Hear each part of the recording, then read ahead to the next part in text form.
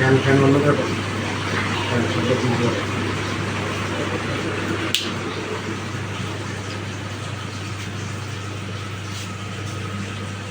মেয়েটার মাথাটা উপনে ধ্বংস হয়ে গেছে।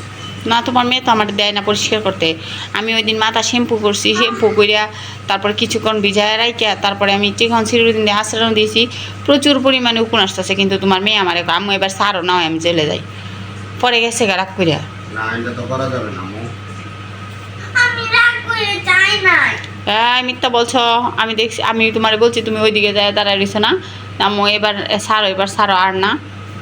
এরকম করলে তোমার উঠুন যাবে না, এই চুল তোমার সব জট হয়ে গেছে। আমি আশ্রাইতে পারতেছি না, এটা সমস্যা না। এরকম থেকে তুমি চুল আশ্রাইতে পারবো না, সবাই তোমার কথা আম্মু বলবে। বেরিয়ে গুলো দেয় না কেন? বেনি করে ব্যবস্থা করতেছি। বাবা একটু সুযোগ নেই, গট্টর গুছাই নেই ভালো করে, পরে দেখবারে প্রতিদিন রাতে তোমার মাথায় আমি বেনি করে দিব, ঠিক আছে? ও রিলস হুম।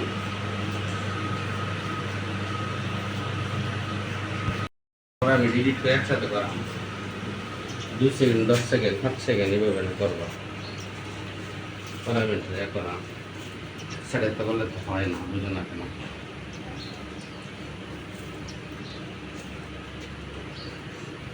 মানে ঠিকই হয়েছে গো। হুম। ঘরের মালামাল রাখা, আল্লাহ কিটি লুমের মধ্যে দিছি পাড়া, কথাও কয় না, লড়েও না এটা। ওর যা করলো এটা দেখাইতাম না, ভিতরে ভাড়া মারছি। প্রথমে তো বুঝতে পারছি না, পরে আস্তে আস্তে লুম যখন খুললে আইতাছে পরে দেখি যে টানতাছে। হ্যাঁ।